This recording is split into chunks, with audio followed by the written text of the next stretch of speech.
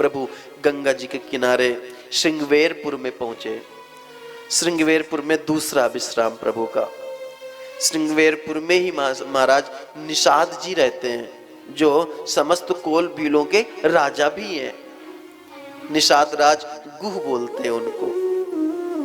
निषाद राज गुह को जब पता चला कि प्रभु श्री राम, लक्ष्मण और मां जानकी जी आ रही हैं, अयोध्या के राजा चक्रवर्ती महाराज जब वो आ रहे हैं, सो महाराज अपने इष्ट मित्रों के साथ वहां पर फल आदि जो भी भेंट है वो लेके प्रभु के पास जा रहे हैं। गोस्वामी बाबा कहते हैं, यही सुधि गुह निषाद जब पाए, यही सुधि गुह निषाद जब पाए, मुदित लिए प्रिय बंधु बुलाए, मुदित लिए प्रिय बंधु बुलाए, लिए फल मूल पेट भरी भारा, लिए फल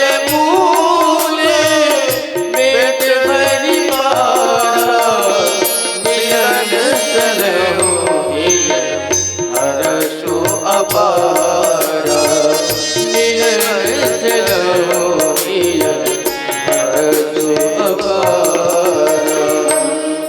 मन में अपार हर्ष है कि प्रभु के दर्शन करेंगे। आज जाके गए, प्रभु को प्रणाम किया, प्रभु ने हृदय से लगाया। महाराज निषाद राजगुरु को प्रभु ने अपने हृदय से लगाया। गए लक्ष्मण जी के साथ नगर के बाहर ही एक वृक्ष के नीचे बैठ गए प्रभु। निषाद राजगुरु ने कहा, प्रभु आपको 14 वर्ष वन में रहना है ना, तो प्रभु ये सब राज्य ना आप ही का है प्रभु, आप प्रेम पूर्वक यहाँ विराजे प्रभु, आप यहाँ रहें, हम सब आपकी सेवा करेंगे। प्रभु राम ने कहा, मित्र मैं 14 वर्ष तक किसी नगर में प्रवेश नहीं कर सकता, मुझे किसी नगर में नहीं रहना है, मुझे किसी गांव में नहीं रहना, मुझे किसी घर में नहीं रहना। महाराज निषाद राजगुरु ने उसी वृक्ष के नीचे बढ़िया सुंदर सी पर्णकुटी बना दी महाराज, और पर्णकुटी बना दी। प्रभु वहीं पे रात्रि में विश्राम कर रहे हैं। लक्ष्मण जी और निषाद राजगुरु जी स्वयं रक्षा करने के लिए दरबारी बन के बैठ गए बाहर आश्रम के।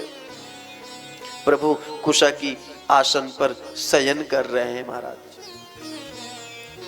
निषाद राजगुरु ने जब ये देखा कि महाराज राजकुमार सेज में सोने वाले, महलों में रहने वाले, ये माँ जानकी जिनके आगे पीछे हजारों सेवक होते थे, आज इस दशा में कैकेयी के कारण हुआ ये। कैकेयी नंदनी मंदमती कठिन कुटिल पनुकीन, और जय रघुनंदन जान के ही सुख अवसर दुख दीन। अभी सुख के समय था इनका, इनको वनवासी रूप में कैकेयी ने भेज दिया। जब लक्ष्मण जी ने सुना कि कोई हमारी माँ के बारे में बात कर रहा है, हमारी माँ के बारे में उल्टा बोल रहा है, लक्ष्मण जी ने समझाया निषाद राजगुरु को। बोले, निषाद राज जी आप क्यों फालतू में मेरी माँ के बारे में बोल रहे हैं? ध्यान देना, आपका अपना कोई कितना भी खराब क्यों ना हो जाए, घर की बात कभी बाहर नहीं करनी चाहिए महाराज। घर की बात जब हम बाहर करने लगते हैं ना, तो लोग उसका फायदा उठाते हैं। कितना भी दुख क्यों ना हो, परंतु बाहर नहीं।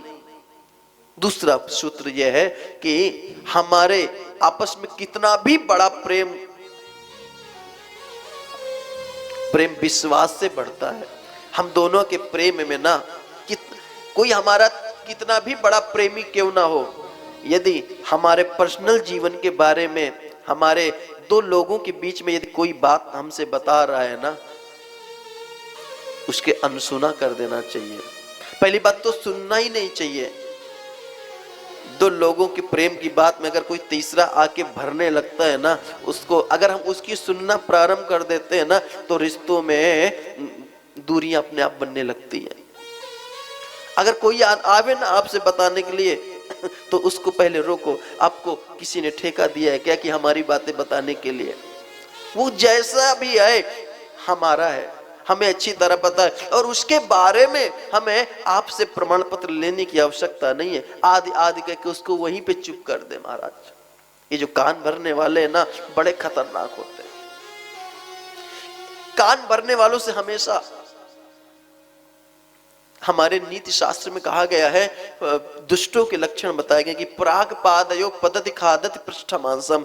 दुष्ट व्यक्ति पहले आएगा, आपके चरणों में गिरेगा, सबसे पहले आके आपसे मीठी मीठी बातें करेगा, आपका विश्वास जीतने का प्रयास करेगा।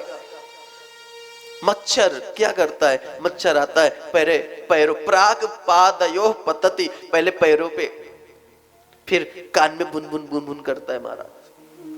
दुष्ट लोग भी आते हैं, पहले आपको प्रणाम करेंगे, पहले आपसे खूब सन्निकटता बनाएंगे, और उसके बाद आपसे प्रिय बनके आपकी सारी बातें उगलवा लेंगे, आप सारी बातें जान लेंगे, और उसके बाद पृष्ठे पादयो खदति पातति पृष्ठमांसम। और जैसे मच्छर नहीं होता, कान में बुन बुन करता है, और उसके बाद मौका पाके पीठ पे चुप से काट के भाग जाता है। पीठ पे अभी तो नहीं, ऐसी जगह काटेगा जहां आपकी नजर न जाए महाराज, काट के भाग जाएगा।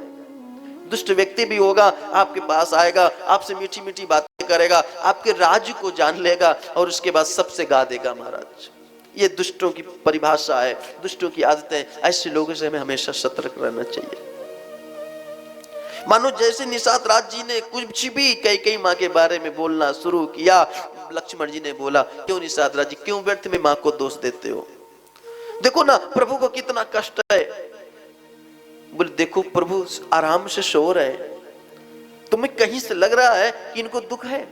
यदि किसी को दुख होगा तो क्या ऐसे चैन की नींद वो सोएगा क्या? और मैं बताऊं, ये जीव नहीं है, ये मनुष्य नहीं है, ये जीव नहीं है, फिर कौन है?